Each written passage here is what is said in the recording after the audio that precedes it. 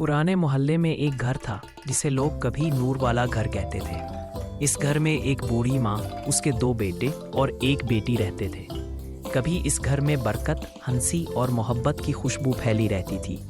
मगर वक्त ने करवट ली तो हालात बदलने लगे। सबसे पहले घर के अफराद ने एक दूसरे से बातचीत कम कर दी। हर कोई अपने मोबाइल, अपने काम और अपने गुस्से में गम था। माँ अक्सर कहती, बेटा, जब मोहब्बत कम हो जाए तो घर की पहली ईंट हिलती है।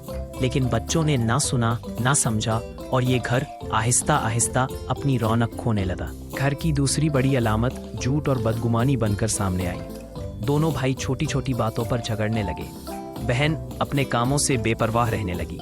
माँ दुआओं में डूबी रहती, मगर घर में चीखों पुकार बढ़ती जा रही थी। सुबह का सलाम खत्म हो गया, खाने की मेज पर खामोशी छा गई और रातें नफरत से सख्त होने लगी। जब दिलों में बर्फ जम जाए तो घर का सुकून आग बन जाता है। ऐसे ही इस घर में भी नफरत ने जागा बना ली थी।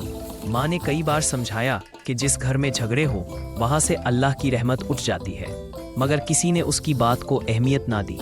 दिन गुजरते गए और एक नई इलामत जाहिर हुई, नेमतों की नाकदरी। घर में रिज्क आता था मगर बेअदबी और नाशुक्री के साथ इस्तेमाल होता। खाना ज़ाया होता, वालिदैन की बात टाली जाती और हर कोई अपनी ख्वाहिशात के पीछे भागता था। माँ अक्सर कहती, बेटा, अल्लाह जब नाराज़ हो जाए तो पहले रिस्क की बरकत ख़त्म होती है। मगर औलाद को एहसास ही ना था। आहिस्ता आहिस्ता रिस्क कम होने लगा, कारोबार नीचे आने लगा और घर में तंगी बढ़ गई। ये वो लम्हा था जब बर्बादी ने अपने कदम मजबूत कर लिए थे। घर की चौथी अलामत नमाज और दीन से दूरी थी। पहले इस घर में फजर की अजान पर रोशनी चला करती थी, मगर अब रात देर तक जागने और सुबह देर से उठने की आदत ने सबको बदल दिया था। कुरान की तिलावत खत्म हो गई, नेकी की बात याद न रही और गुनाहों को मामूली समझा जाने लगा। माँ की आंखों में आंसू रहने लगे। वो कहती, जब दिल अल्लाह से दूर हो जाए तो घर बर्बाद होने में देर नहीं लगती। उसकी आवाज़ सुनने वाला कोई ना था। यूं घर अंधेरों में डूबने लगा, सिर्फ रोशनी का नहीं बल्कि ईमान का अंधेरा। आखिरकार बर्बादी ने मुकम्मल घर को अपनी लपेट में ले लिया।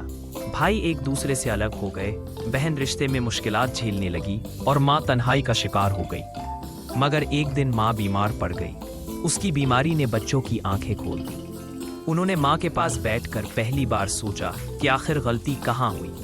माँ ने कमजोर आवाज में कहा, बेटो, घर की बर्बादी की सबसे बड़ी अलामत यह है कि घर वाले अल्लाह को भूल जाते हैं और एक दूसरे की कदर छोड़ देते हैं। जो दिल टूट जाए उसका घर भी टूट जाता है। ये बात उनके दिल में तीर की तरह लगी। सब रोए, एक दूसरे से माफी मांगी और वादा किया कि घर को दोबारा वही नूर वाला घर बनाएंगे।